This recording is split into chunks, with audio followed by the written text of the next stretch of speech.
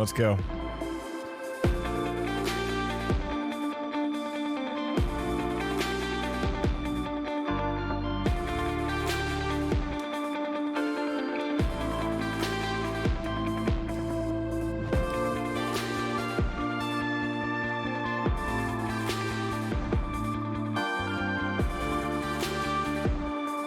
Welcome on in.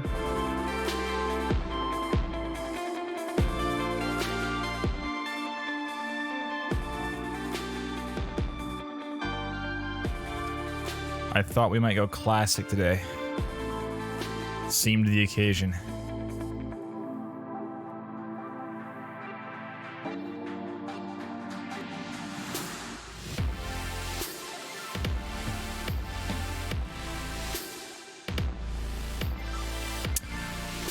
These tunes. This is an old collaborator of ours, Ben Lamb, from the Rockets soundtrack. Very old school. It's a game we shipped in. Jeez, I don't even know. Rockets game.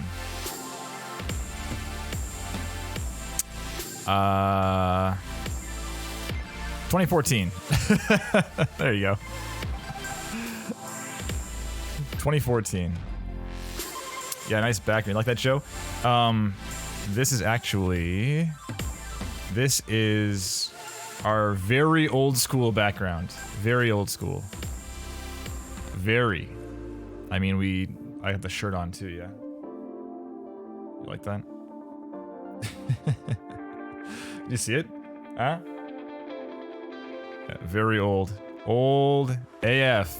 Very old. Hey, Alex. Steve Justin Micromaniac 34. That's a new name to me. Welcome. Hope you learned something. Playing a song in RX. Yeah, because it's the loop. It's like the asset from the game. That's why. I want that sample accurate looping, you know?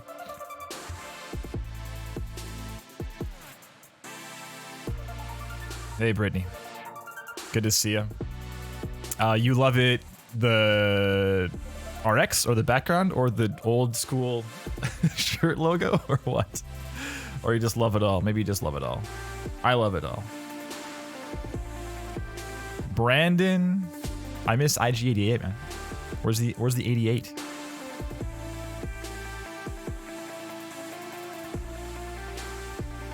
My Chinese in-laws would, well, my mother-in-law would love the 88 in your handle. Big fan of the 8s. Natasha, good morning. How's it going? Okay, so welcome. Is that Ezekiel also in the chat? I believe. Oh, Micromaniac. I get it. Man, I should have caught that. That's a cool handle. Strong handle. Very nice. Whoa. A Bruila. Oh my god. Bruili Brulibula. Bruly. I'm gonna call you Bruly, because that's a mouthful. Yeah. Oh, horse, what up? A Bruili Brulibula. Oh god, I'm not gonna try again. No more trying. Brad, what up, pal? We're doing real talk today. We're listening to the Outer Zen track for the peaceful mode of Rockets. It's a very old school track, old school shirt, old school background. Yeah, DIY panels, right. So I haven't hung all of them yet. They're decent. I'm not sure if it comes through on the stream so much, but like if I pause this, for instance, and just talk from like back here, for instance, I'm not sure if that is noticeable on stream. There's like it's less cavernous in here right now. I've definitely been like tolerating a pretty trash space for a while and doing like a lot of mix referencing on different systems to make sure I can trust what I'm hearing. And I've kind of learned what the shortcomings of the space are, but yeah, I was getting tired of it. So nice little pandemic project, you know. Excuse me. But yeah, I got one here actually. There's like 4 hung up right now. I got 2 kind of behind my desk, but I might make those into chunks, like a corner chunk instead. I got 1 here. Check it out.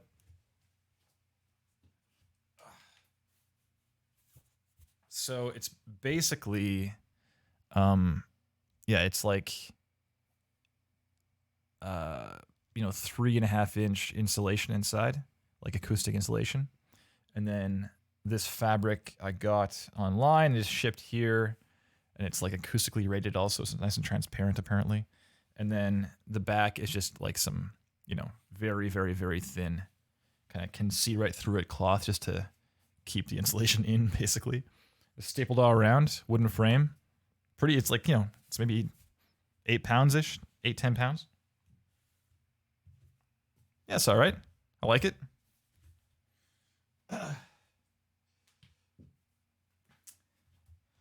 Nice project for the father-in-law and I.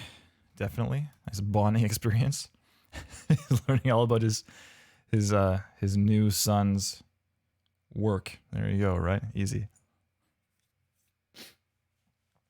Oh, is Josh's new role public? Is that known now? In that case, congrats to Josh on his new role. Unless you're outing him, Jordan. Is that what just happened? Did you just out Josh? Maybe. I'm going to play this again pretty low. Let's go. So, okay, it's LinkedIn official. Okay, so it is official. Nice. Yes, congrats to Josh. Yeah, it was kind of, there were rumblings in the shadows for a little while as far as that might be a thing. But that's cool. Good for him, of course. I mean, Josh is a crazy talented individual and deserves everything. Deserves the world. So, enough yammering about. This is Real Talk.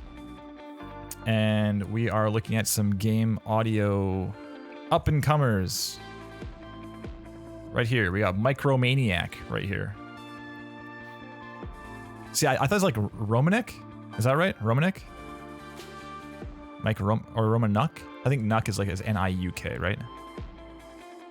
Romaniak? I feel like there's some hockey players with this last name, so I've heard it pronounced before. But yeah, we got Mike and we got Ezequiel.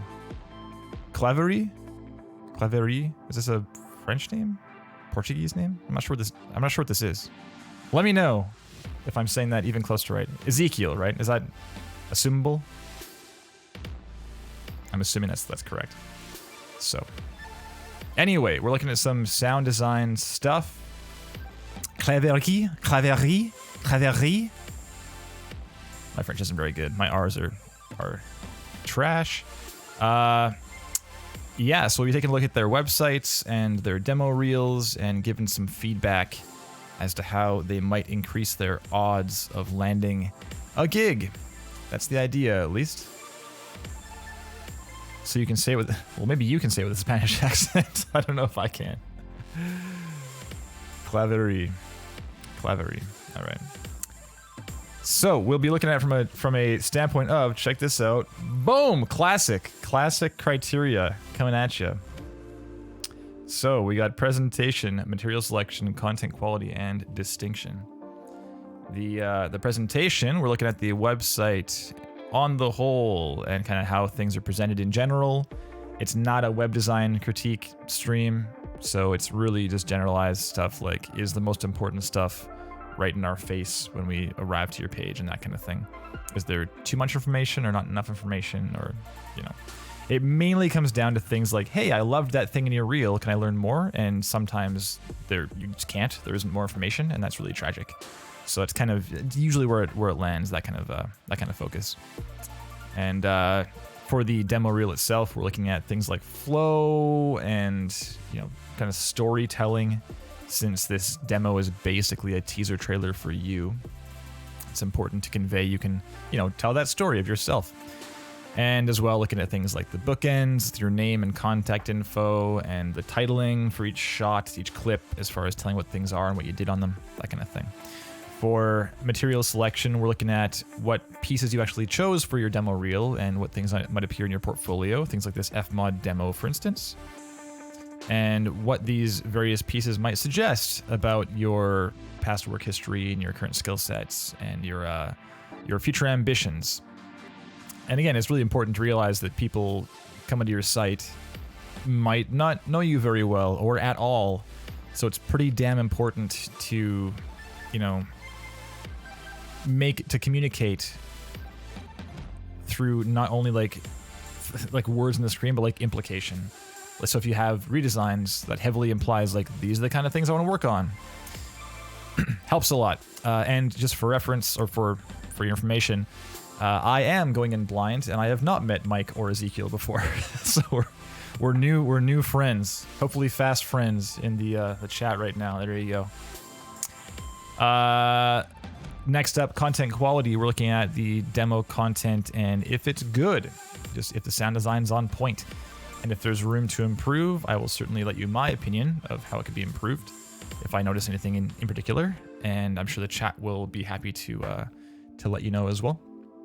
And the final thing, distinction, just simply are you standing out in some positive way? As there are many people vying for the same gigs. In some cases, in like AAA cases, I've heard multiple, AAA folks like audio directors and that kind of people, like folks in recruitment positions, saying they receive many hundreds of applications, and it's not unusual. Rayson Varner was on here a while back from Obsidian, and said that they went on break briefly and came back like during a job posting, like while a job posting was up, and they came back and there was a backlog of like 1,000 composers that had applied for a gig. So pretty crazy. 1,000 people. It's pretty damn important to stand out, right? Got to find a way somehow. And that can be kind of anything. It could be a slick website, could be like particularly good sound design, could be a very well story told reel. Even if the content isn't quite there yet, it's still obvious you have that skill set and mentality and perspective. There's a lot of ways you can do it, and it's real important to keep in mind that not getting a gig the first time around is by no means a failure, and it's really an opportunity. And I'm not trying to just be like, you know, sunshine and lollipops about that. Like it's literally a huge opportunity, because if they saw your stuff and then you apply again in the future, you know they saw your stuff before. So if you've made leaps and bounds since then, and you've changed up your reel entirely, or like updated your website, then it's going to be very clear that you've been hustling, and the idea that you're self-driven and can improve on your own and so forth is a huge plus when someone's looking to hire someone like that. So without further ado, thanks Ben Lamb, thank you, for Outer Zen, the track I can loop for literal hours and have no problem with. What a nice tune. Good job, man.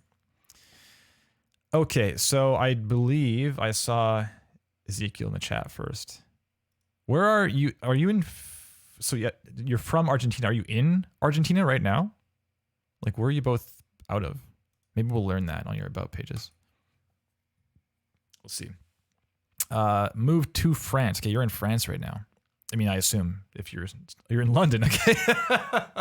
So you're from Argentina, you moved to France, and you're in London. Okay, got it. I understand. And Mike says it's real important. It's real important. Yeah, man, I can't get away from it. Toronto, what up, Canada? Okay, yeah, we're in Vancouver right now, so cool. More Canadian sound folks. I don't know if you're from Canada, or maybe you're just in Canada. I'm not sure if you're from there or not, but okay, well, let's go ahead and do Ezequiel first, since I saw them in the chat first. Oh, I see that, Celeste. I see it. Okay, let's go to the main page again. We land right here. Let's get rid of this silly criteria. Get out of there.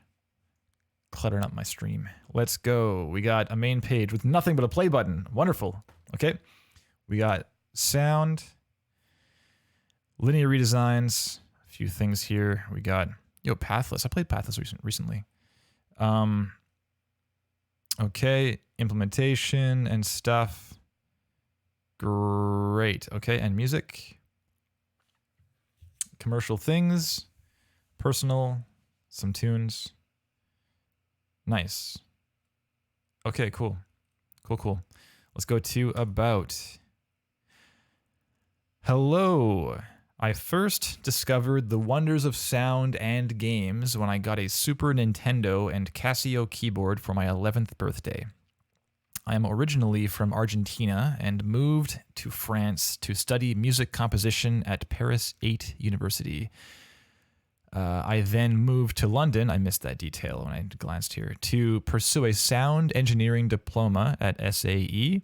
I worked for some years in the arts sector, delivering audio tours and mobile apps for some of the greatest museums and attractions, such as Tate Modern, Prado Museum, Opera Garnier, Warner Brothers Studios, to name a few. I love to name a few in bios. It's so funny. It always appears. I now focus on sound design for video games and enjoy exploring both its creative and technical sides. I'm currently working as a freelancer, but am looking to join an audio team in an exciting studio. Okay. Some of my favorite games with the OUR. Ugh. Am I right, Mike? Let's go. Viraj, what's up? Good to see you. Breath of the Wild, Final Fantasy VII, Celeste, just pepper in Celeste after these two behemoths. My God. Okay, thanks, man. Inside, Spider-Man, Journey, and Last of Us. These are some strong choices. Inside is also nuts. Tiny typo. There's no space here before Celeste, but there is everywhere else. The tiniest of nitpicks. I'm looking forward to playing Last of Us 2, God of War, the Final Fantasy VII remake. Oh, why is that? And Return of the Obra Dinn. Why have you not played that already? You can play it right now. You can play it right now. And you should. Oh my goodness. Greece is pretty good too. I have mixed feelings on Greece, but I think it's obviously gorgeous. Like it's phenomenally gorgeous. But yeah, that's a different conversation.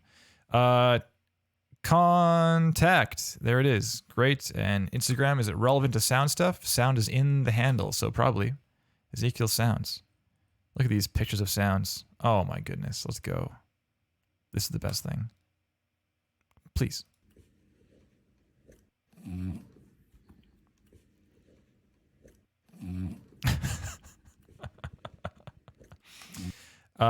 Yeah, my wife and I once dog sat a Frenchie named Ozzy, and he was making some pretty beastly noises, and I busted out the H6 to record him, and got, it's tricky with dogs because when they see the mic, they're like, oh, and they like stop what they're doing, and like now that's the thing they're paying attention to, right? So I was trying to be all like careful about it, and I kept getting closer and closer, and he was like in his own world, and this thing just stopped and looked at the mic, and it's got the little, the pop filter on, like the little, what do you call this thing? Why am I blanking? What is this thing?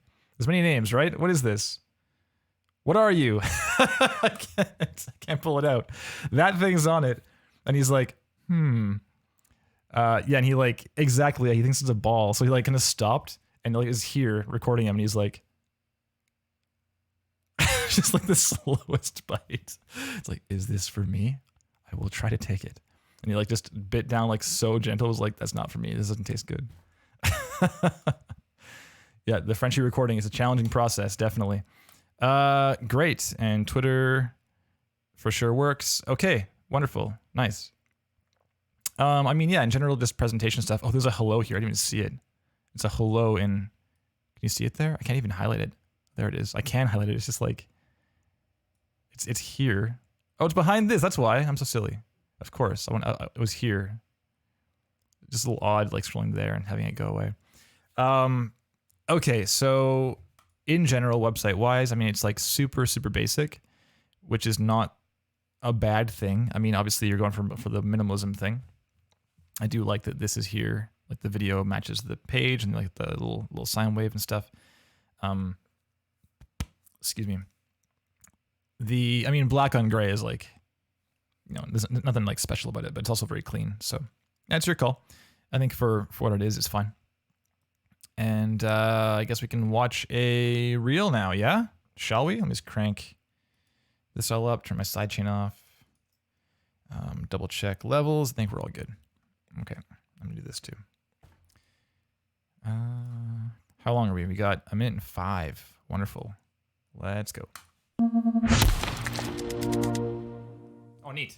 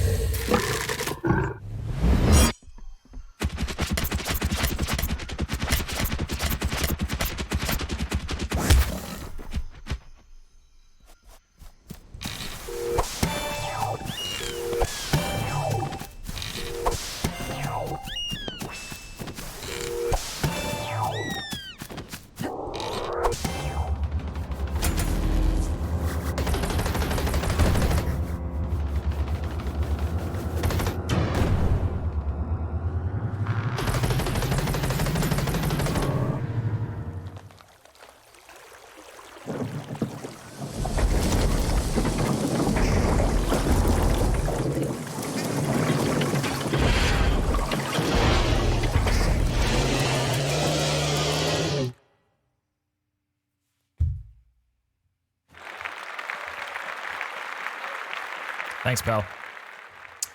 Very nice. Very nice. Some good work in there. Cool. Let's review. So, presentation-wise first, I mean, like I said, like I suspected, it matched the page. So despite being very simple, it's still like, you know, still shows you have an attention to that kind of thing. What that tells me personally is that you just, you know, design isn't like graphic design isn't your thing, obviously. But it's like a bit, you know, you put time into this thing, which is really cool. I like it. It's very cute. Very cute. Cool little, I didn't expect this part of it, so that was nice. All right, and as far as this stuff coming in, gray, Godfall, again, it still matches the front page. Very nice. I kind of want to see... It can be nice to have a little more separation as far as like counterplay games. Right now, this reads kind of like the game's Godfall, and beneath that, it's like everything you did. It's a very, like a super nitpicky, nuanced thing, but I feel like counterplay should probably be like on the same line as Godfall, or at least like still like not the same as what you did, because what you did should be just... The reason I say this is because ideally, in my opinion, when you're making titles, you might consider the idea that like, okay, I want people to be able to glance at this and see the information in like half a second. You know, just glance down and be like, cool, got it, and like look back up again. And when you have these two text lines stacked and they're the same font and style, it kind of makes it a bit tougher. Just a bit, just a small detail, right? Just a bit tougher to kind of parse what this says immediately. And well, maybe not in cap. I hate caps also. I mean, I think I just put it like next to Godfall, like parentheses, like who it's by, you know? Just here you go. Just pull this gradient out this way a bit. Done. And then beneath that, what you did. Because, yeah, I just wouldn't make it the same as this. That's all. There's a lot of good examples of people like kind of doing like bold or doing a bit smaller or a bit whatever, like that kind of thing. Because really, like this isn't the important part, the counterplay games. The counterplay game is the courtesy, right? It's you just saying, hey, like thanks for being cool with my using this thing that you did and worked really hard on. Really appreciate that, right? Yeah, just being here. And design nitpick, the yellow in your style is a bit hard to read in the gray background. Yeah, like the gray, blue, and yellow and red thing is just very like, sure. I mean, it's like it's serviceable, you know. But if you're looking to invest in your future, you might consider, you know, finding like hiring someone or finding like a designer friend to help you a little more with your branding. Because yeah, it just comes down to like how much you worry about that kind of thing. Because it's not the kind of thing that like will prevent you from being hired, but it's just it's one of those things where it's not like if I see yellow on gray, I'm not going to be like, well, not hiring Ezequiel. That's not going to be the consequence, but rather if your branding is like just super slick and like mind blowing, then it's just a plus, right? It's a plus over like 0 or over like a smaller plus, because it's a small plus right now because you're obviously paying attention to branding across like your video and your websites and stuff. But it's like the general presentation, like Untuxable is saying, that it could be just a little tighter and a little more interesting. But again, this is not like a web design or logo design stream. It's just a very general feedback that when you put work into things that aren't sound, it's understandable that people adjudicating your work would see that kind of thing and either consciously or just, internally think like, oh, this person, is very invested in themselves, which is a good thing to see, obviously. So let's move on. We got this thing. It plays for a while. Plays briefly, goes away, comes back in. Black Myth, game science. Yeah, okay. Good. Same thing. Gameplay, sound redesign. So gameplay, this is a thing that comes up occasionally. So cinematic redesign. I mean, sure. I wouldn't use the word cinematic. I mean, I can see it cinematic, right? It's like the word before sound redesign the only reason the word should be there at all is if it's helping to clarify what the viewer is looking at. But if I look at this and I can tell it's cinematic, I don't really need this word to be here. And when you have things like gameplay sound redesign, again, I can tell it's gameplay. I don't really need to be told that.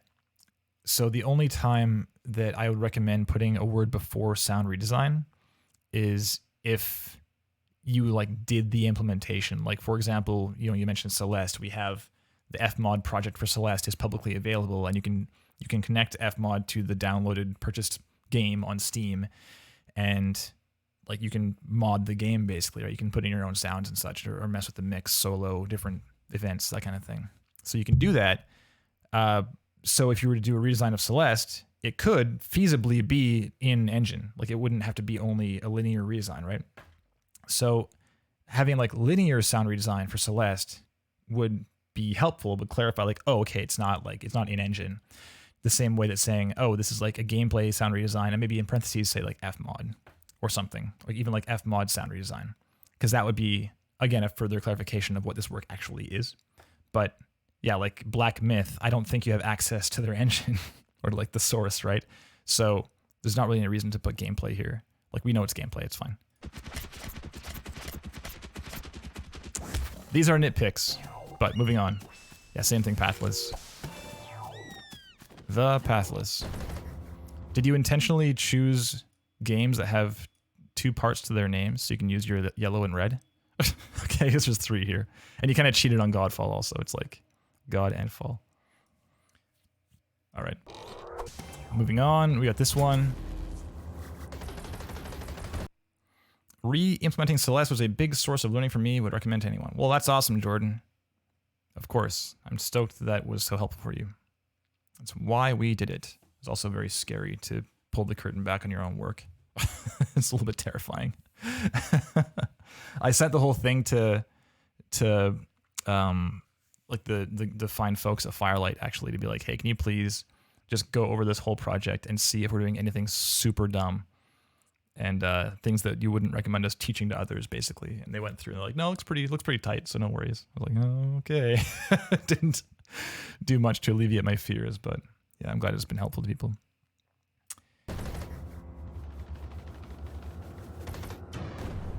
All right, we got wise implementation. So here you go. Like having this here is really helpful to know you're working in under the hood in some respect, right? Over here, Guerrilla Games, again, cinematic. Like we know this isn't gameplay. It's fine. It's okay.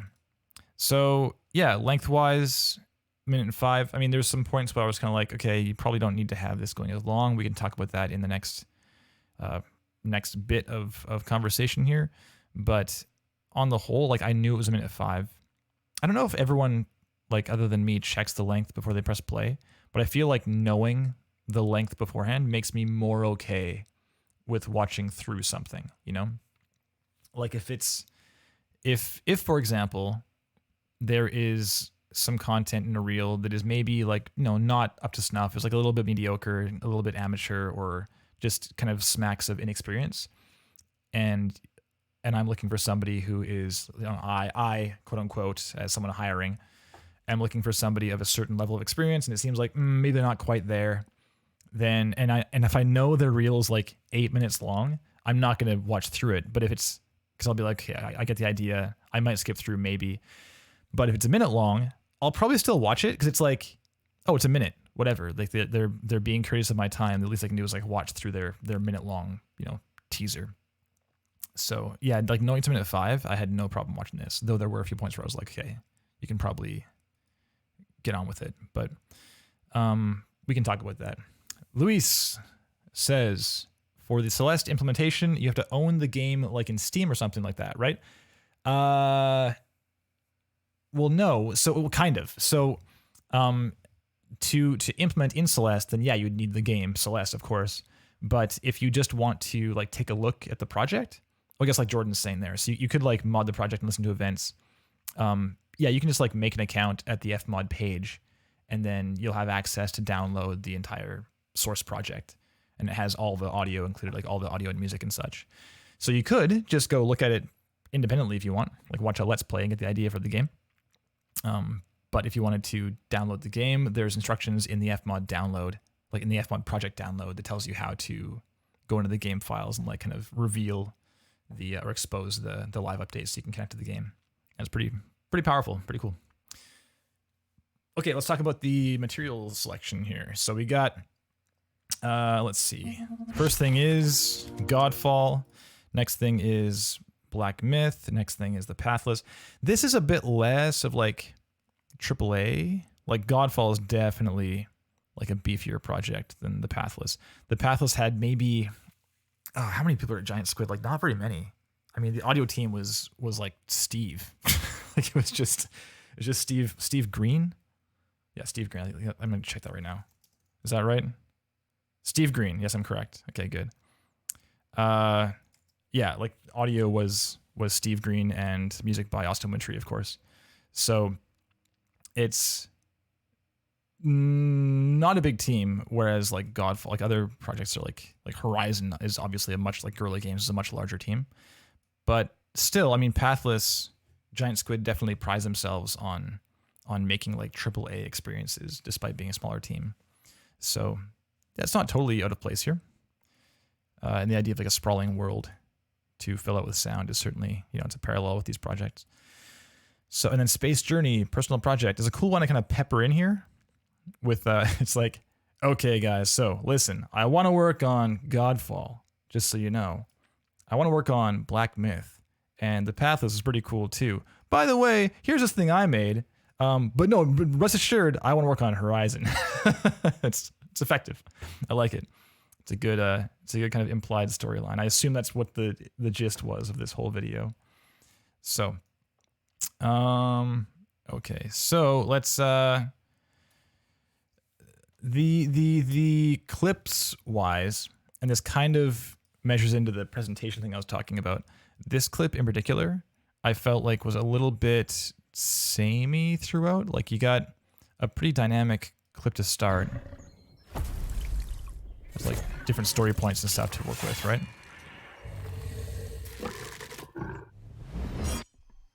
Right. Although I will say this opening clip I felt was a bit short. Like I wanted to know what happens after the build-up. Like this idea of when you're designing especially a cinematic, your job is to support the narrative that's been laid out by like the writing team and storyboarding and the editing and stuff, right? Animation, etc. Everything that came before you, which is basically everything. So to have this big build up of like it's a footstep, and then they're like we're mean guys, and then we got well so are we, we're mean too, and then we have well I'm real mean, I'm mean too, and then it's like well you're gonna see how mean I can be, and then nothing happens. It's kind of tragic. I feel like that's the nature of the clip because I want to know like what your climax sounds like. And this thing was, so I was saying previously, it's kind of samey. So we have like tap tap at the feet and then this whirling whooshing defense for like 6 seconds. It's like a long time, right?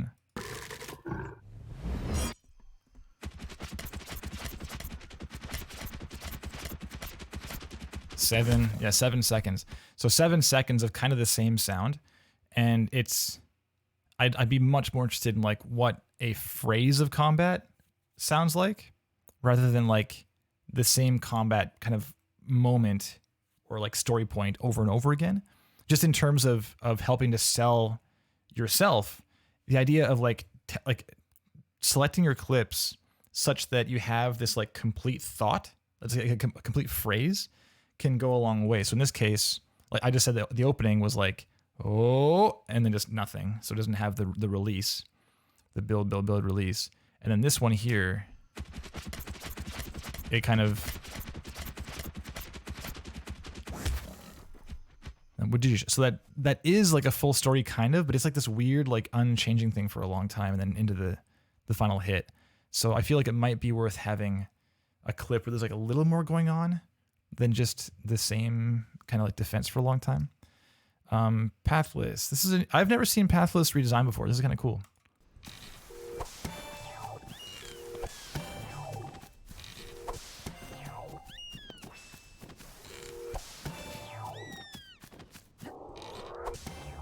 And similarly, like this is kind of, I mean, this is tricky because this really is like the story of Pathless. Like a lot of the game is what you're seeing right now. It's a lot of just traversing this sprawling world, right? So it's a bit tougher, but I know there definitely are things in the Pathless that are not just movement. There's like, you know, collecting pickups, and there's like, you know, finding a rune to like interact with, or like opening some, you know, some loot crates. I mean, effectively, you know, a crate of some kind. There's a lot of kind of more interesting things that would help, again, show not what kind of like the lulls in gameplay sound like, but also like the big moments. Because this is definitely like the in-between. Like what we're hearing right now in this redesign is like the in-between parts in the gameplay. There's like the boss fights, and there's these big story points where the world's like got this expanding kind of corruption. And like I was saying, like finding like the keys to like unlock the towers, and like and you know, cleanse the area you've been working in for an hour and a half. There's all these points you could do from the Pathless that I feel like would be it would better serve this goal of, or rather what your goal should be, which is to say, if I was on this project, this is what my audio vision would be. And from this clip alone, it's like a good exercise to practice like designing this kind of thing, but it's not really doing a great job of selling like what you think the full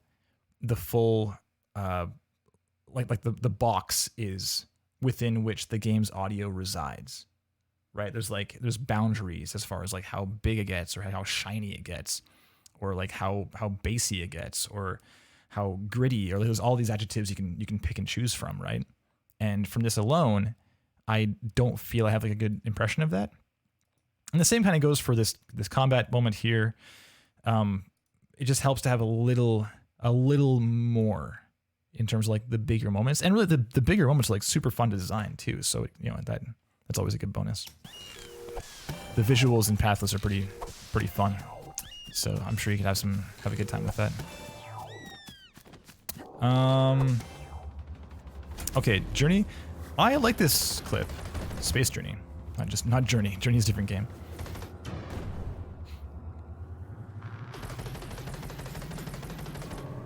This is like, for a personal project, that's definitely like higher fidelity than I'm used to seeing.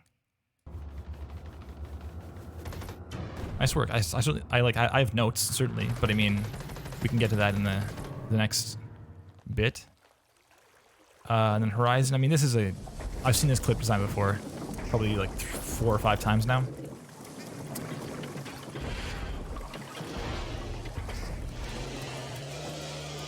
Yeah, it's cool. Cool. Like that's a good clip design. We have this whole like this big building moment into the final like rah. That's definitely a good phrase to design. So I like this one a lot. Keep it. Okay, let's talk about content stuff. I'm gonna crank this back up. Let's listen through. Let's listen to this first clip.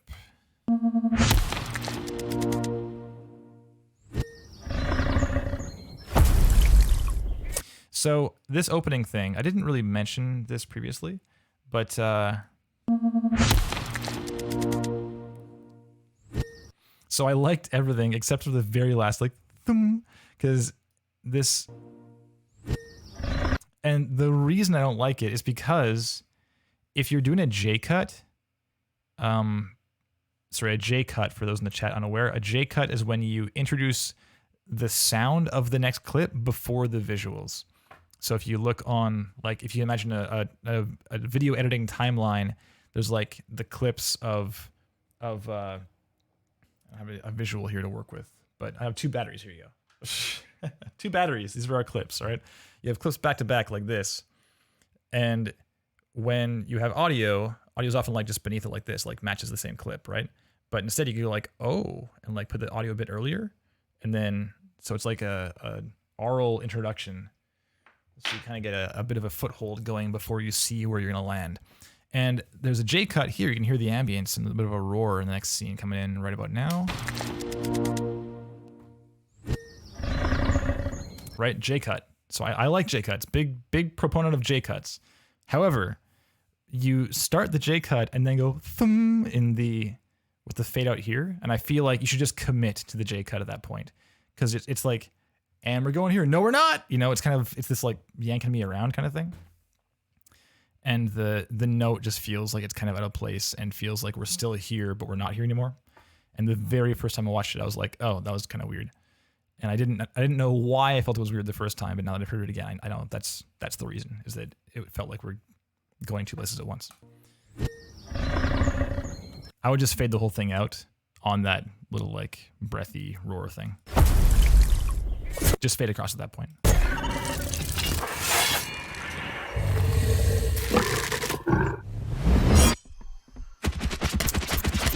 Yeah, I don't really have any notes in the first part. Like, it's kind of, it's just very, I just wish it had follow through, you know?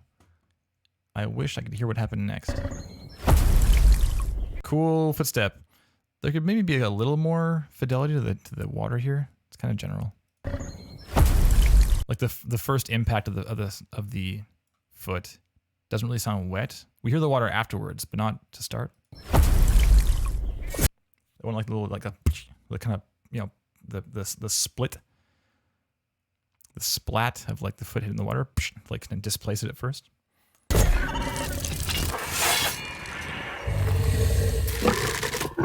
See, it's tricky. This is a tricky clip because you're cutting really hard on the camera cuts, and I get it because the camera is changing position like pretty drastically, but it's feeling a little bit like it's yanking us around, and I think it's because you've made this choice to kind of make everything big, like everyone is equal threat, which is it kind of supports the story, but really in reality, all the things wouldn't be the same volume, you know? You've got this like growl, and then this could be a little like this that's super loud for what's happening.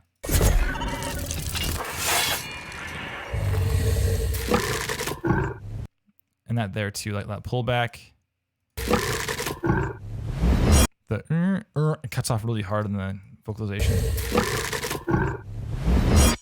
Yeah, it's tricky because you have this like at the very end also, which is like a cinematic sound. That's not the sound of the environment. Like if you were standing there, that wouldn't be making that sound probably. Right, that's just for the sake of the camera movement.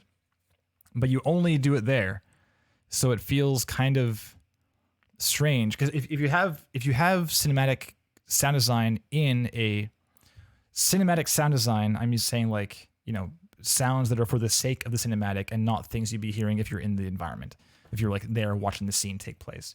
So cinematic sounds are great to have in trailers like this, or in cutscenes, in cinematics, to help support kind of the story being told. But they generally work best if you kind of decide like, okay, so this whole clip, we're going to have like the pie chart, we're going to ratio like, okay, well, like 80% is going to be like what you see is what you get, and like 20% is going to be some little whooshes to like assist camera movement and like slow down effects, just whatever the game chose to do, right? But in this case, we only have that very end thing. So it's like the pie has been 100% what you see is what you get, and then at the very end of the clip, it's like, oh wait, cinematic stuff. So it feels like, that's what I say when we're being yanked around. It's like the direction on the project as a whole, and by project I mean like this clip, right? The audio direction is kind of, it's not like really established, and it's not even your fault. It's just the clip itself is a challenging one to do in isolation like this. Because yeah, like what do you do on that zoom in if you can't do cinematic content, right? It doesn't sound like anything. So I think this is a bigger issue. The biggest issue here is just like the clip length and like the trimming and the selection. So if there isn't, the thing is, I don't know Godfall very well.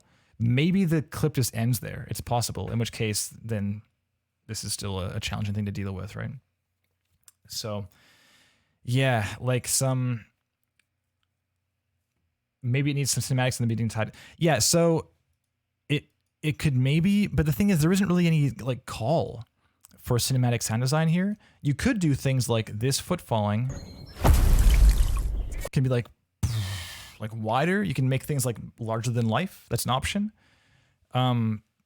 That's generally how cinematic sound design presents. It's like larger impacts, or like, elaborated impacts, or like whooshes on top of things that are more like stereoized and not just like only where you're seeing them happen on the screen.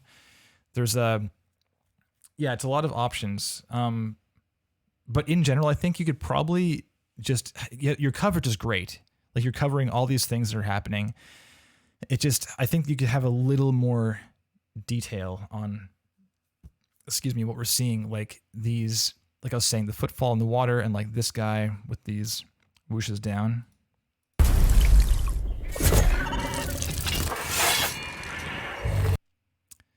Having a little more defined like impact on the like the whoosh, like there's a little trick with whooshes to impacts, and I've kind of talked about this before, I feel. Give me a second. I'm just gonna do this for a moment to make sure I don't break any NDAs. Be right back. I think I'll be fine, but we'll just do this for a second here. No, get out of here.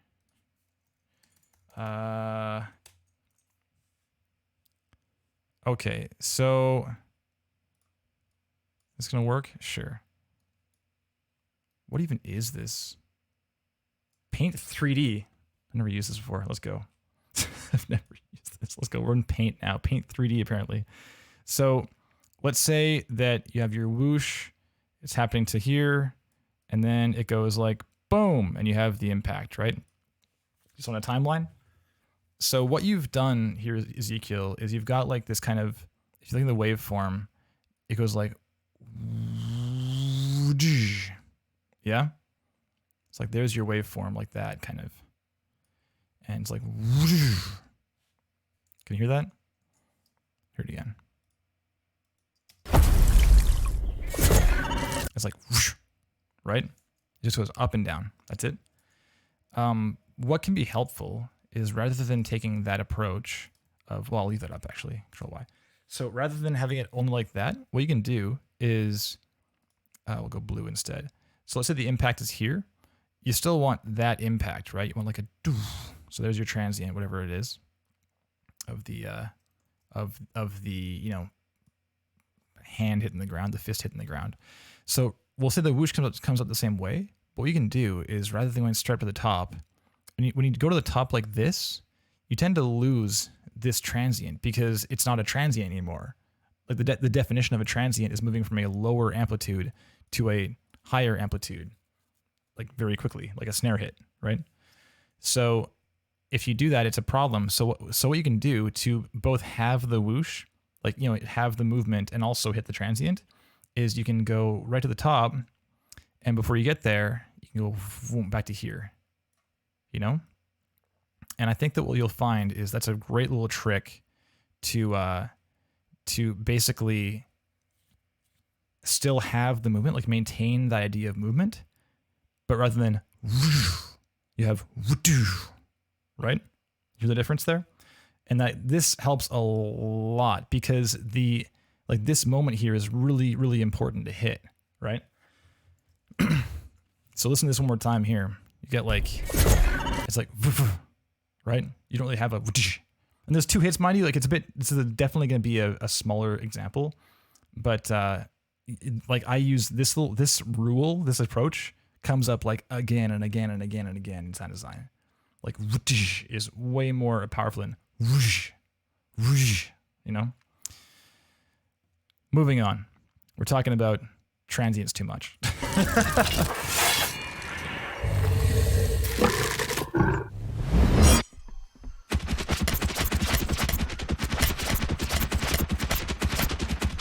Right, so I know we were talking about like just ditching this clip in general, but I will talk about it briefly. The main thing here is that there is a story beyond simply arrows hitting this and being deflected, right? There's like this character. What's this character doing over here? You can probably afford to have a little more of an indication that they're being fired upon. Because let's say you didn't see this character. That's a great example of sound design that can help inform the player's behavior.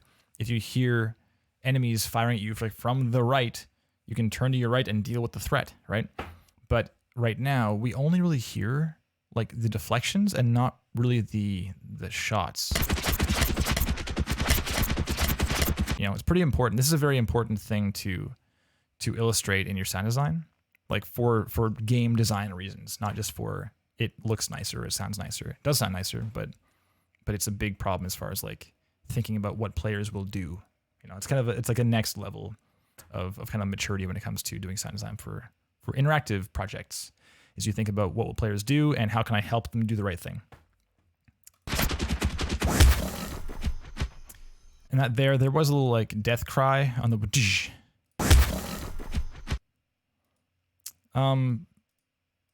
it might be worth having a little more of this death roll too. You know, a little more body fall. Especially with that clip, because there's not much happening. You know, you might as well dig into all the details as much as you can. Next.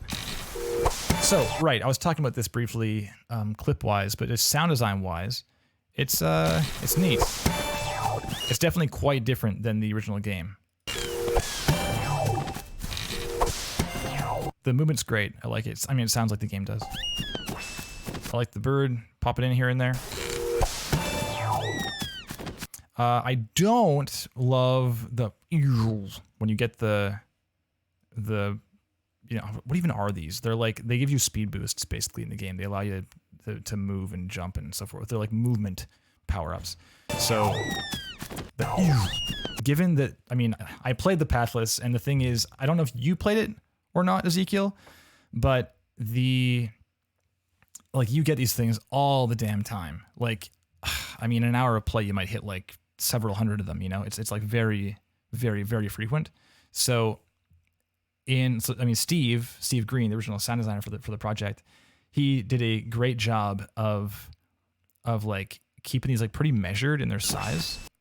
Because even like the impact is probably too much. If you play it, I mean, we'll just listen to gameplay, so you can just go listen to it. But the original game is like pretty careful with how big it makes it. And like, this is a great example of, let's say you were doing sound design for the Pathless, like on the dev team. It wouldn't be out of the question for you to do a cool sound like that, because when you look at like this single impact in isolation, for instance, like this one right here at 26 seconds, that's cool if you just see it happening. But the thing is, like, how it works in games, you like hold down to target, and like once you lock it, you can loose an arrow and it'll go to the place. It'll seek it basically. So this happens all the time. That is pretty big. It's if you had this single clip in isolation, then cool, because it's like synced well and everything sounds cool and stuff. But if you were to then put it in game and play, I think you'd very fast realize that it's probably too big for how often it happens. I mean, the more often things happen in games, the more careful you need to be with how big that sound is, right? I mean, the dash sound in Celeste, I did like a lot of iteration on, because the first version was like, it just wasn't working. It was super big and kind of annoying and stuff. So we did things like, well, we also, just quick tangent, we designed it so that that's like an octodirectional dash options, right? There's 8 directions you can dash in. And so for 4 of them on one side of the circle, we made it one sound, and for the other 4, we made a different sound. So it's like, and so that helps tell the story of like going back and forth versus that's not telling the same story of like going back and forth. That's saying you do the same thing, 6 times. So this kind of thing is like really, really, yeah. I like this variations. That's nice. It's a good choice. But yeah, just everything is for sure too big, and the seeking in is the biggest thing. That's the most egregious problem right now with this clip. But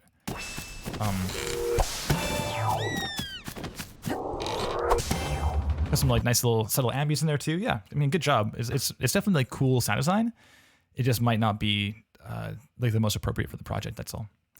And I like this one. It's cool.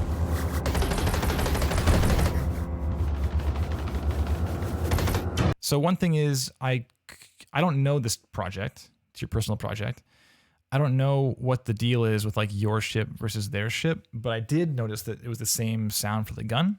And that might just be due to like, maybe you have a loadout and it's like a certain kind of weapon, and it's important to know that that certain kind of weapon sounds a certain way. Like that might be the case. But if that isn't the case, then, I mean, this is like a very heavily game design informed sound choice. Should we make enemies sound different than the player? And if it's like multiplayer and they have all of the same options for weaponry, then maybe it makes sense. But that's like my only note, is that it sounded a bit, I was like, oh, should they sound different than you? But maybe not. I don't know.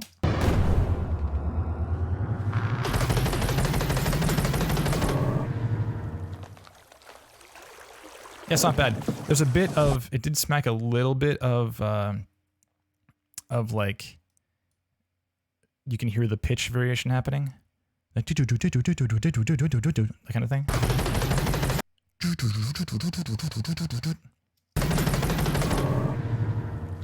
It's not like brutal, but just a hint of it. So gotta be careful of that. When you have kind of tonal-ish sounds, just gotta be careful of doing pitch variation on them, because it is really, really audible.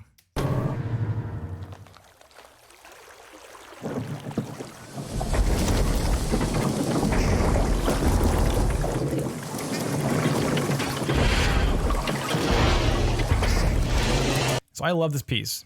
Nice work. If I had a note, it's kind of like your opening clip, that you made this choice to kind of make everything big.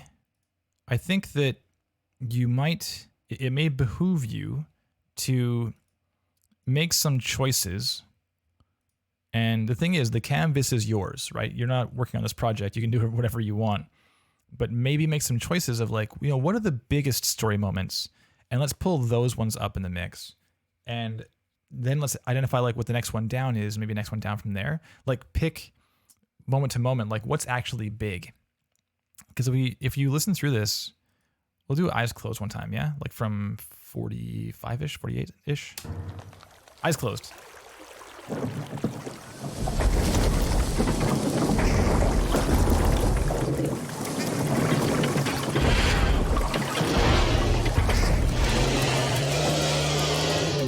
Like, I don't really know what happened by listening.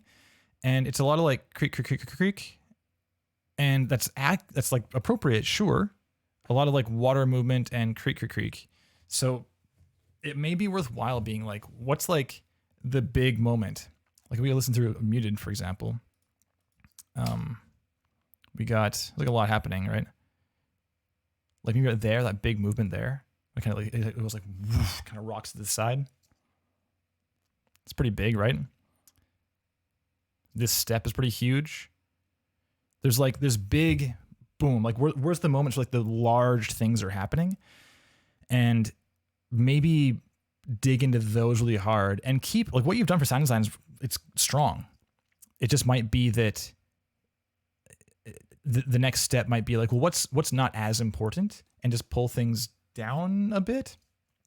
And I think that when you have those more defined peaks and valleys, you'll find that it just brings it to life and is a little more believable. Jordan makes a great point too, actually, on the panning. Let's pull it back up again.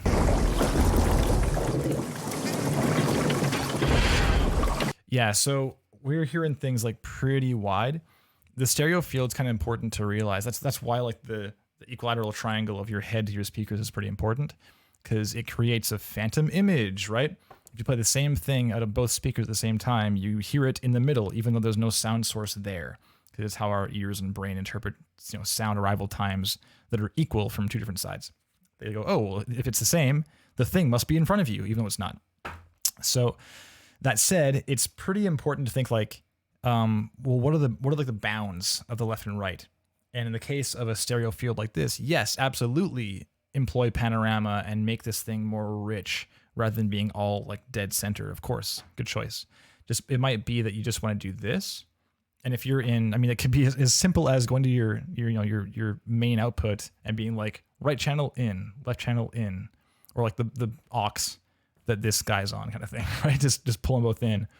And that'll also help things like your water and the ambience, just bookend everything on the sides and make it feel a little more like it lives in this space. Because right now it's a little bit more like there's just sound coming from everywhere all the time, and it's harder to A, believe what we're seeing, and B, like hold on to the storyline, So, okay, let's move on to Mike though. Before we do, are you standing out, Ezequiel? I think that it's very clear that you're serious, which is good news. I think that you've got some pretty strong work here and there, but I think that the biggest issue for me right now is just that. And the thing is, this isn't the kind of issue that someone would like dock you marks on. It's more like from strictly a position of, are you presenting yourself as effectively as you can? I think that if you chose different clips for these three that were they did a better job of like telling a complete thought, and just like again, like choose clips that show like the direction of the entire project. So you can like establish your vision for a project. Those clips would be great. Like these two are fine. Some tweaks here, leave it in for sure. This is great too. Like having the wide stuff here is awesome. And then we're just gonna glance here. So there is like, is this the same thing again? It is. It's longer. Oh, I love it. And this is longer too, is it? Looks a bit longer. A little bit longer, not much. Yeah, okay. So, and you have things here too. Awesome. Yeah, really nice. You have some, I can see you like, you've got some picture-in-picture stuff here of you recording things. Yeah, looks good. Like before I even see it, I know it's going to be solid. So, yeah, just honestly, just selection of your projects will help a lot. And I would love to see what you do next time around for sure. I think you wouldn't be in the trash pile immediately. We'll put it that way. I just don't know if you'd be hired either. you're kind of middle ground right now. You're obviously serious, but just need more. Need a little more something. So thanks a lot.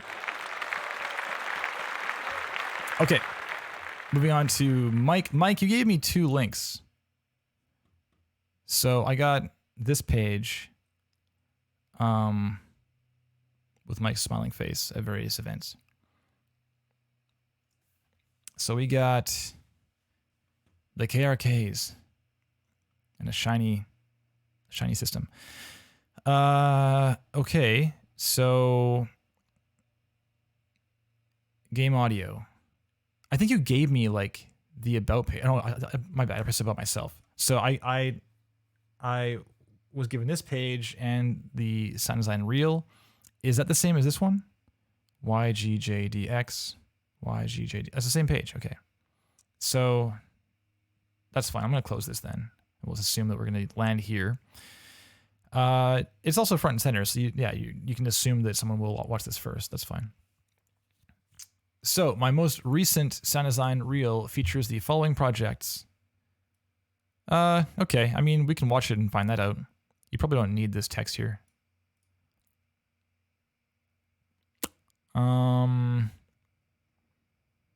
Yeah, I mean, the only reason you to have like a table of contents is if people want to like skip to the thing. But if it's only, I mean, your reel should be short enough that people don't feel the need to skip, ideally, you know? So, okay, cheers. Yeah, Mike. I mean, generally, this is like the stream, this show exists as like kind of a stand-in for what a job application process might look like. So if you were to apply to company X, you'd probably give them like, you know, I mean, they're going to look at your website. If it exists, they'll for sure look at it. And really, the website should be linking directly to your content anyways, which it is. So you're fine. You wouldn't really need to have the reel link separately, unless they like explicitly ask for it, obviously. We have FMod demo, audio programming demo. Cool. We got voiceover direction demo. Interesting. That's not very common. The state of game audio in the Greater Toronto Area. Very nice. Okay. And pure data. Also not very common. Some game jam stuff. You are active, Mike. Good stuff. Very nice. All right, so let's go about first. Yes. I feel like I was saying your last name wrong. Romaniak? Romaniak. I'm going with Romaniak.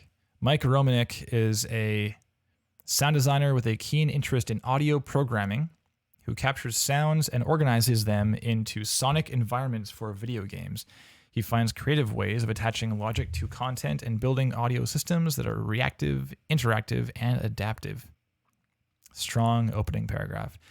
Mike designed the curriculum for the course Interactive Music and Sound for Video Games at U of T, where he works as a sessional lecturer in the Music Technology and Digital Media program. He holds a Master of Music and Composition degree from Central Michigan University, where he studied composition and orchestration with David Gillingham.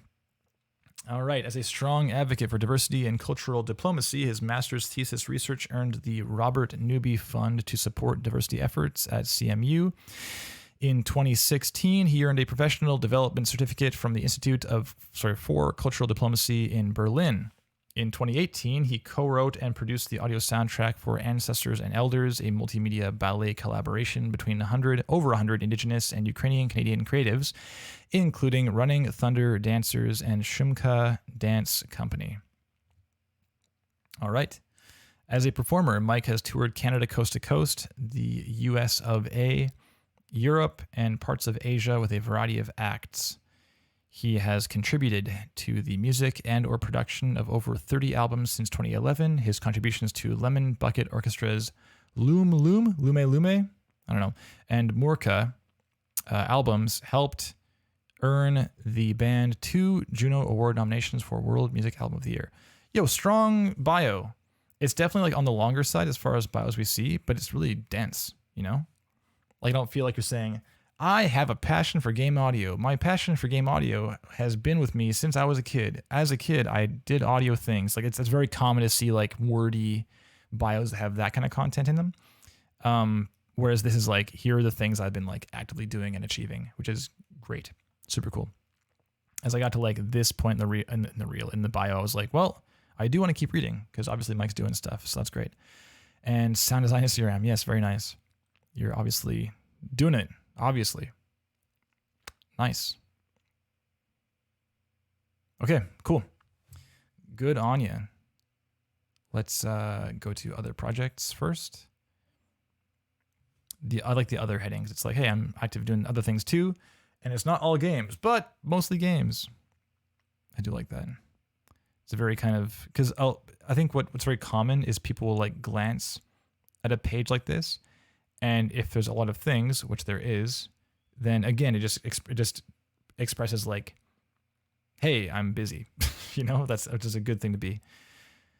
Okay, so sound design, FMod, audio programming, voiceover. Let's have a glance at these things. Sound design reel. Look at that. The man closes the window and then reopens the window. Let's go full volume. There and there. Good. All turned up. Wonderful. Let's go. First, how long is this thing? We got 149. So long, Mike. We'll see how we do. We'll see.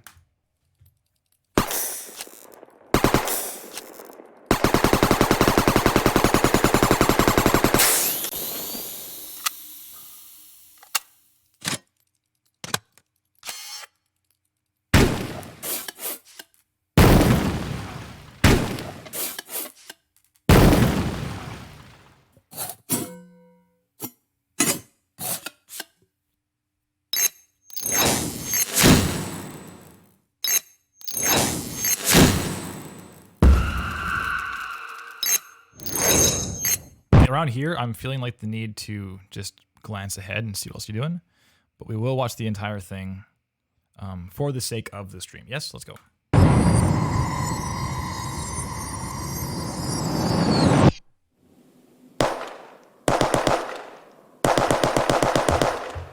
Yeah, we'll come back and talk about why I felt that way as well, just so it's not you're not left in the dark.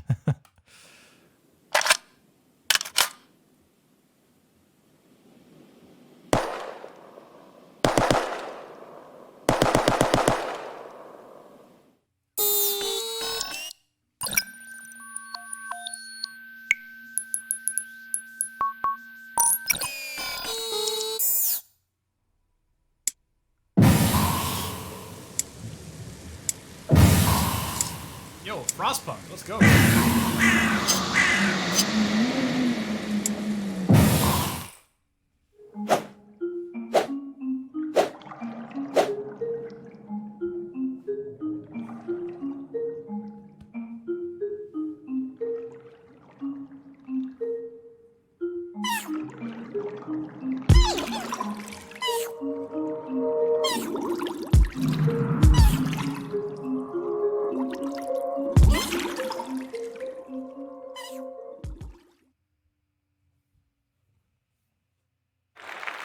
Cool. Yeah, this last clip, I was like, does it say Abzu just now on that final bit? How, did it say Abzu somewhere? Abzu, how'd they know? We're just talking about Steve Green. This is not my watch history at all. It just knew. Crazy. Okay, so we'll go through it. I have an inclination to like skip ahead right now, but I will not skip ahead. Let me turn my side chain back on. Yeah, thanks. Pretty, I mean, you have a master's in composition and you're doing this like sound design reel. It's not the most common thing to see. So you're looking to be a unicorn, it seems. With freaking programming also. That's not very common at all. Okay, so let's talk about presentation first. You already know that I think 149 is long. 149. I think this is definitely longer than than it has to be, considering the content you're showing. When the Obsidian panel was on, we talked about reel length and how it's not that longer reels are inherently bad or a poor choice, but rather the less industry experience one has, the more difficult it is to justify a longer reel. Does that make sense? So if, let's say we compare, I'll just like use myself as an example. Like I've been working in game audio for going on 12 years pretty soon. And I've worked on a few things that people might recognize. So I could put those things in a reel and be like, here's the gist. And maybe I could even like spend 5 minutes talking about like a really cool thing we did in a game like that people know well. That might be something that people would like want to watch because it's like, oh, it's like relevant and it's like in the what's that word, like in the zeitgeist. People like they might want to see that kind of thing.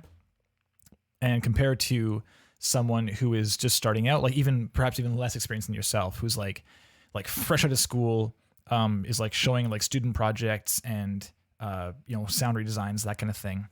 And in that case, they've worked on nothing so far that is shipped. And for that, so in that, with that comes this like difficulty in showing many things and keeping people interested.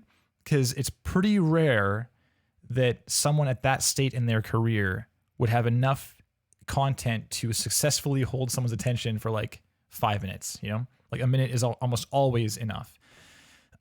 It's very rare I see more than a minute. I'm like, yep, you needed that time, you know? So let's talk about the length. I mean, there's like no mic on this reel at all, anywhere, which is a problem because you don't know how someone is seeing this. It is here, that's helpful. But if someone wants to contact you because they think your stuff is hot, you're making it hard on them. Like I can't just email you right now. And I want to, you know? I want to hire you, Mike. How do I do it?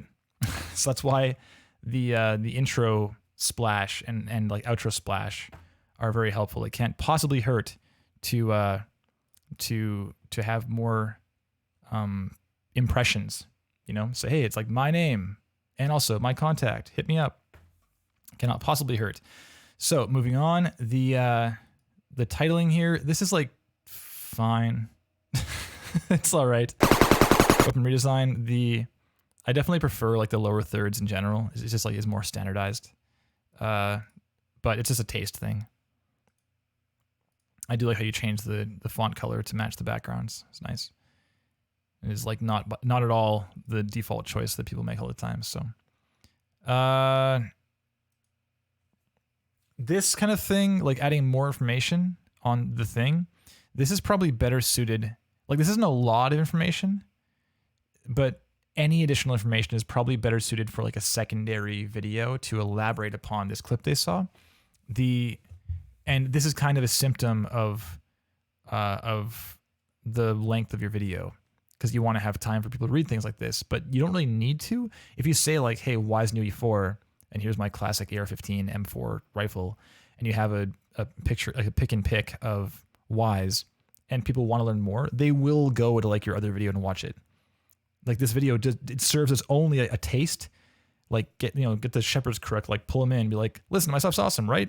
Check it out, and they'll want to hear more if it's awesome. So don't feel like you need to show them all your stuff in the first video.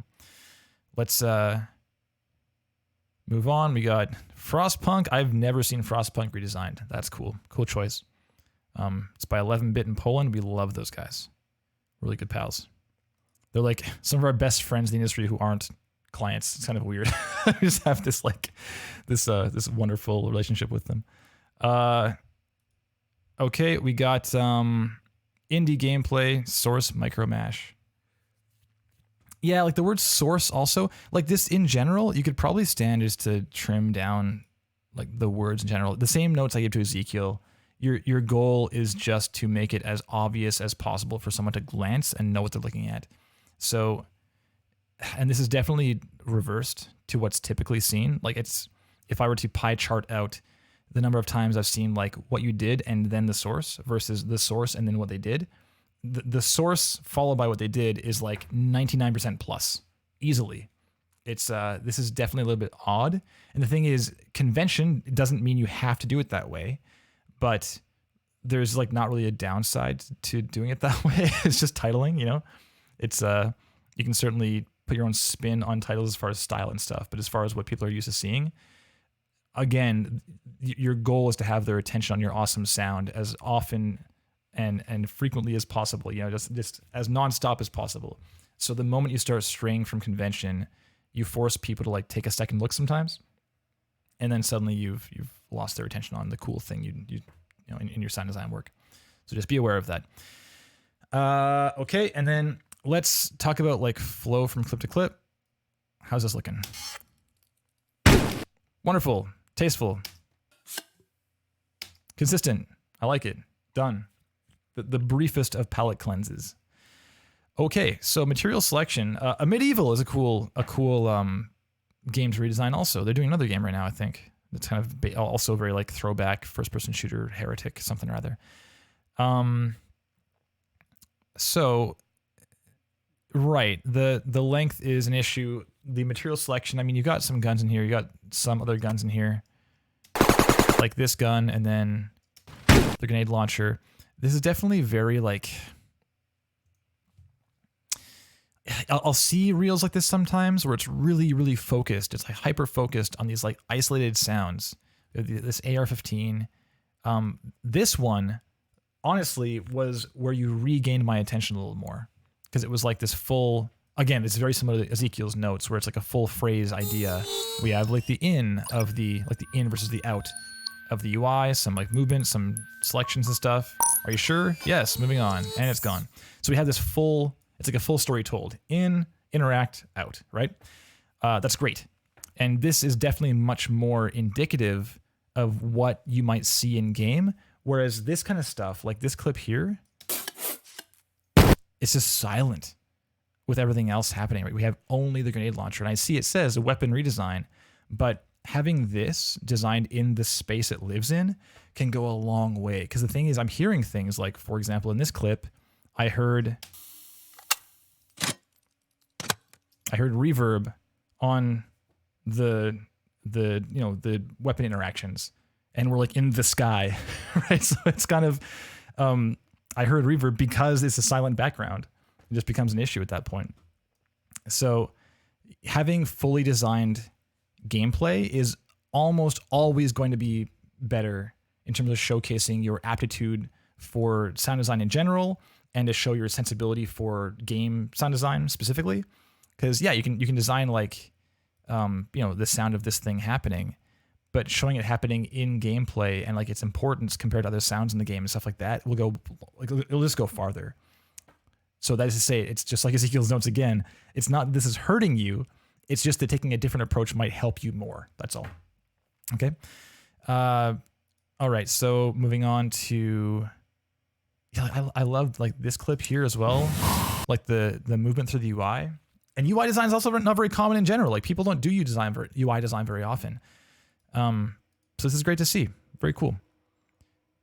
So this as well. So what I was going to say first, what I felt like I wanted to say first and did not say first, is I love seeing this because this looks like a nightmare in here, and I want to learn more. So this is a great example of like a call to action on the person watching your reel, because I want to go find where this thing is and like watch what you did because it looks crazy.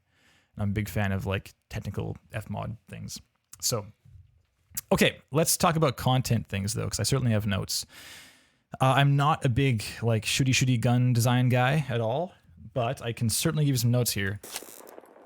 And this is a symptom throughout all of your weapon design.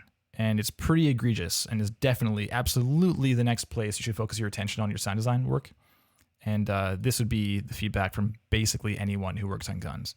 So the issue is that your transients on your weapon fire, whether it's a grenade or this one or the AR-15, the transients are really singular. You know, they're like single syllable gunshots, whereas you want like the trigger into the shot and like with the beef underneath, like all these kind of different phrases to it, and like the shell casings, all this stuff.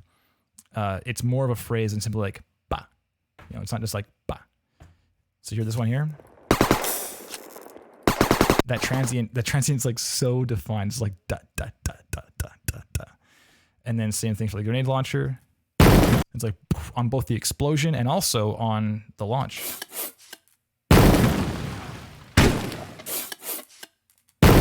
Yeah, it's like bah, bah. You can certainly have like gdsh, you know, very sped up, but it's that simple like 1-2 in the transient opening in the story of that bullet being shot or the grenade being launched goes a long way to just like add some maturity to your sound work. It's I mean this explosion too is the same thing. Like it's very, but it could be like, you know, is way more interesting than.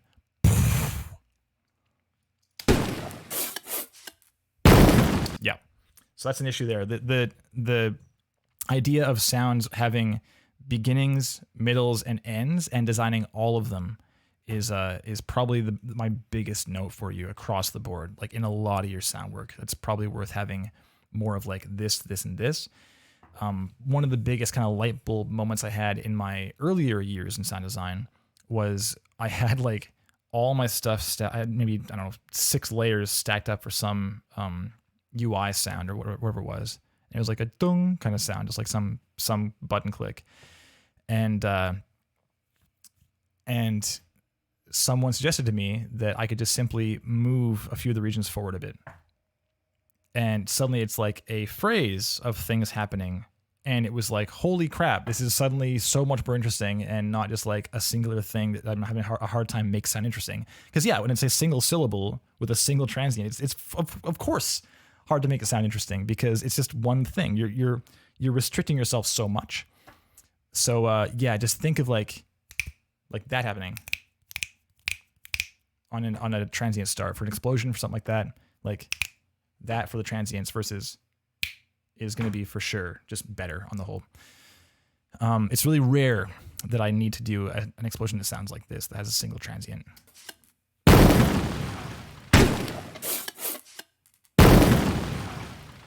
And even all the rocks and stuff flying around, you can probably like imply that a little more. I also want to talk about frequency focus a little bit. So this is back to the storytelling. And again, sound design is all storytelling. So if you're telling a story and you have two things happen, you say, I fired the grenade launcher and then the grenade exploded. Or perhaps even before that, the grenade bounced across the room and then it exploded. So we have this story being told so far. So this story is, if we close our eyes, like those sounds are pretty similar. They are a bit different, certainly, but in terms of frequency focus, they're really, really similar. In fact, I even want to just do this for a second. Can I do this? Can I even do this? Let me just mute myself. This should work. One hot second.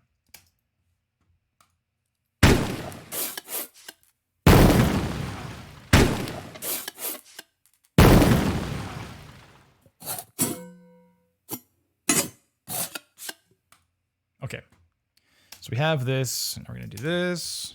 Give me a hot sec here. This is definitely worth your time, Mike. I promise you. I promise. Just give me a second, Mike. 1 second, man.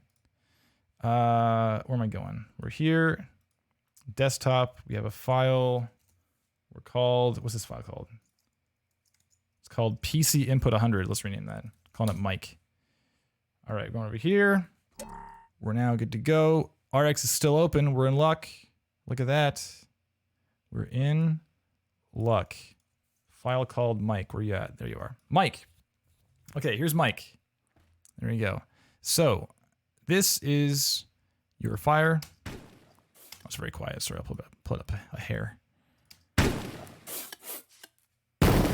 Right? So this is a wonderful illustration, a visual representation of where your frequencies are hanging out right now. This explosion and this launch look real similar, right? There's a little more bass here, like I was saying, a little more bass. There's like just a hair of this stuff up here happening also that's not quite as present there, right? It's a little brighter here, but like not much. It's pretty similar. The thing is, if you were to, for example, like just, I can do that. 1 second, let's go like gain instead. There we go. So we can just like pull some stuff down, you know?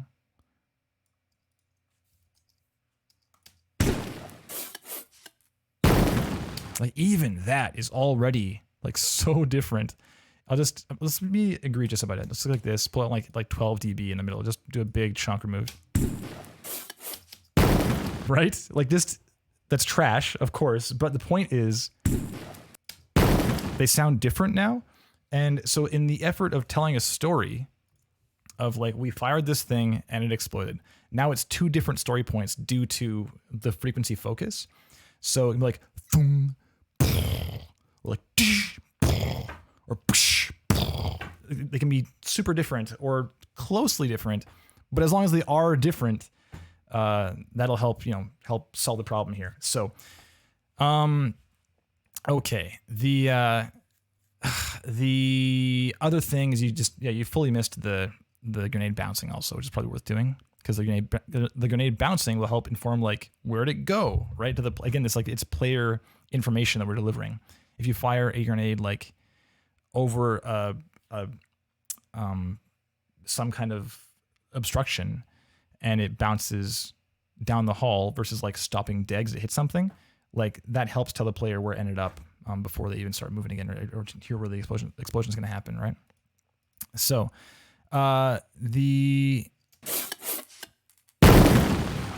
so here also the reload and stuff, it kind of also suffers from this like single syllable design problem I've been illustrating or talking about otherwise elsewhere. So I love the movement of this frequency is awesome. It's like on the, it's nice.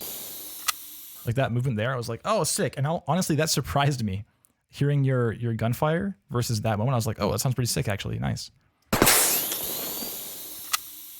However, that could be better. Like this here, we have this reach over, the grab, and the removal. But again, if you close your eyes, listen to that moment. It's like so little happened there. It's like that's it. There's no like movement of the arm to grab the thing, to grip it, to remove. Maybe there's like a release clap. You like touch the latch. It goes like and it pulls out. It could be like 2 or 3 moments instead of just the single one. Same thing there, right? It's like there is a kachuk. It's a slight one too, slight. But there's for sure more room for detail there. And for this kind of design, it's right in our face, right? So it's pretty important to get like those details in really tight. Because in general, the closer you are to a sound source, the more detail you're going to get out of that sound source, right? And given this is right in front of us, yeah, if it was across the room, then sure, this might be enough, you know? But yeah, because it's right there, right in our face, it's got to be really detailed.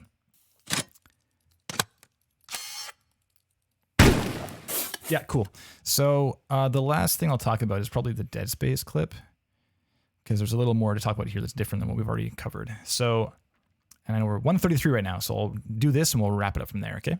So here, this is definitely pretty, like this smacks of like early sound design. I certainly made things that sound like this earlier in my career, absolutely.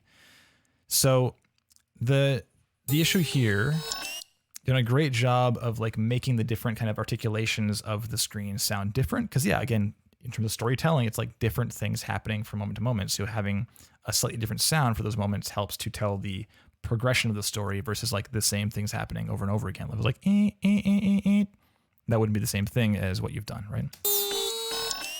Very nice. However, where I would suggest you put a little more love in is that this is a really, really, really clean sound. And in terms of the beginning, middle, and end of the sound, right now we're kind of, we're leaning real hard on the middle. There isn't really a beginning or end on these sounds. There's a little bit of like a creak, kind of, but not much. Like this, you could for sure have like what is happening right here? This, is there like an energy like kind of, you know, booting up to like make this thing move? Is it like creaking? Is this like super clean? Is it like a ka-chunk, like a kind of thing, like as it starts? Is this heavy? How big is this thing? You know, is this, if we close our eyes again, how large do you think this sound is? Like how big an object do you think is making this sound? Like it's pretty small. This thing, if we took it off the wall, like how heavy do you think it would be? It's looks like it's all metal or something, right? It's probably, you know, pretty hefty at least. So the whole thing coming down would probably have a little more beef to it, like in there, just something to have a little more weight. And furthermore, because this is again a problem with the fact that you've designed this in isolation, we don't have the world around it to help give this thing a home. So there's no reverb, right? And of course, Dead Space is a game all about atmosphere and what's all around you at all times. And the idea that this is by itself with nothing around, the fact this is dead space is almost irrelevant, unfortunately, because if it's dead space, I want to be terrified even by the UI. You can make, I mean, for example, in like Alien Isolation, they did this thing with the sound design where like a lot of things in the environment sound wise sound like the alien. Like those portcullises opening up, the iris opening up to let you through a door, it sounds like a snarl. So everything is kind of built with this idea of, yes, this is an alien game, right? Whereas in this case, I don't really get the sense this is a Dead Space game from the sound design here alone. And if this was like living in a scary environment, then yeah, it would probably help sell that. And again, this is not the kind of thing that will make you, like, no one's going to see this and be like, oh, Mike chose to design the UI in isolation, therefore I will not hire them. But rather, if you designed everything, it would just be better. And this is definitely all, like, this entire review process is all in the effort of helping you, like, increase your odds, right? Increase your chances of getting a call back or getting hired entirely.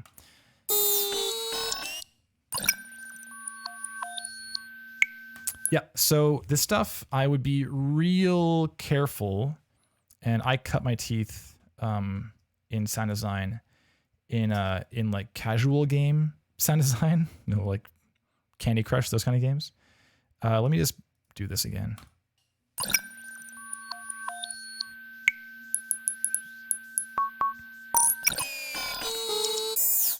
Yeah, this sound design it's bordering on painful. It's like, it's real close.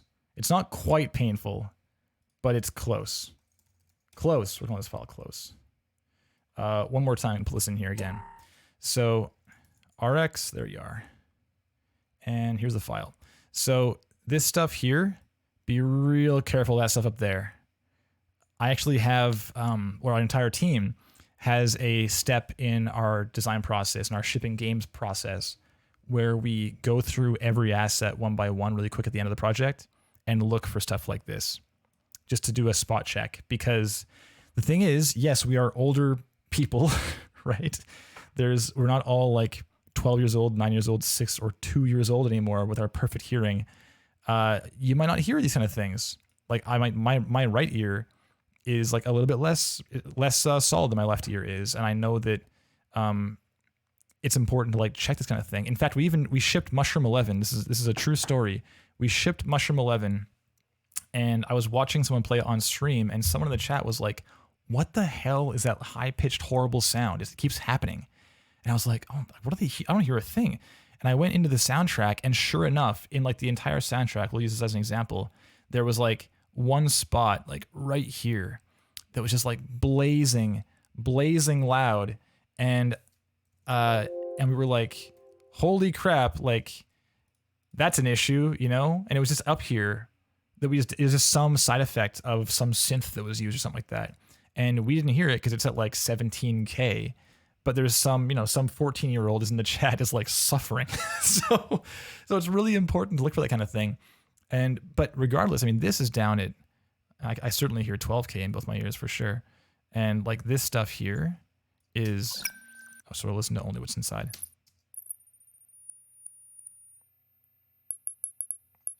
And by the way, I'll put it at full volume too. This is only half volume. Here, this is full volume now.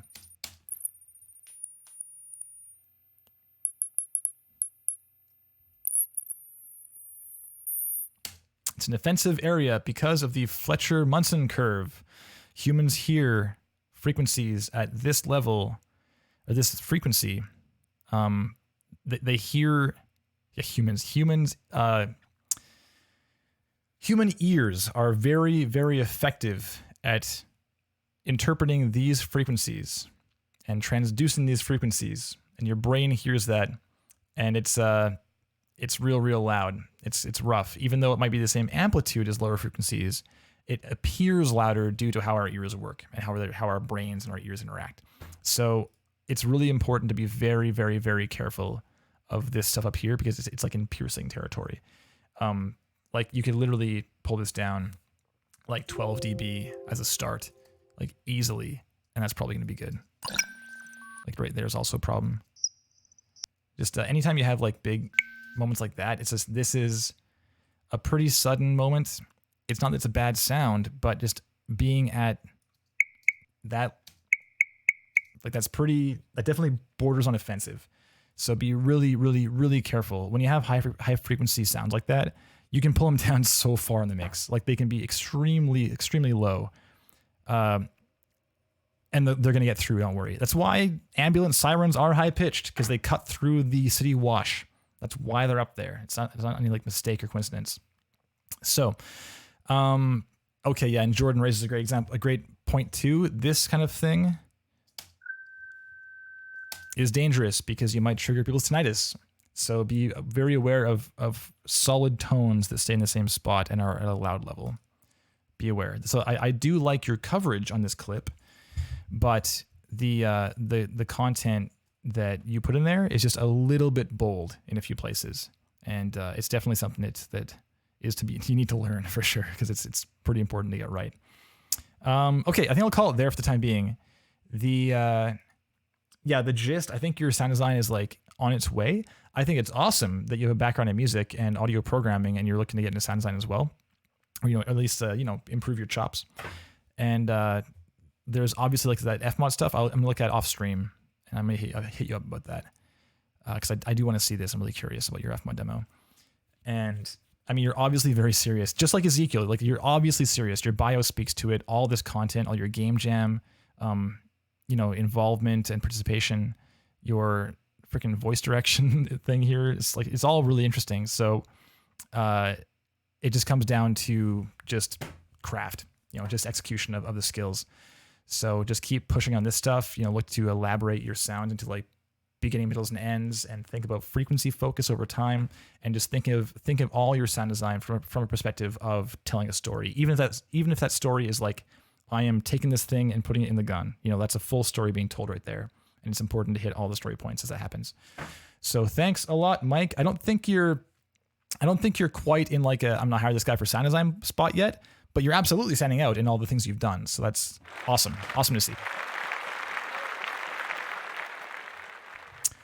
Okay. I'm a little bit over time here.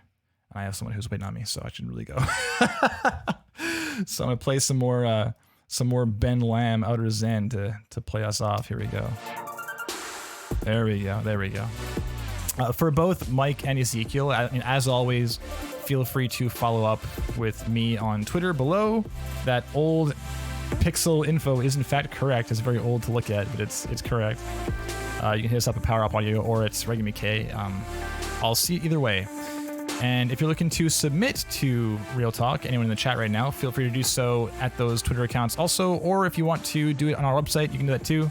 Just powerupaudio.com. You can use our inquiry form there, and that's also another avenue for you. So thanks a lot, and I'll see you in 2 weeks. By the way, I have some good guest hosts coming up pretty soon. I can't quite announce that yet, but it's going to be good. All right? Thanks a lot. See you.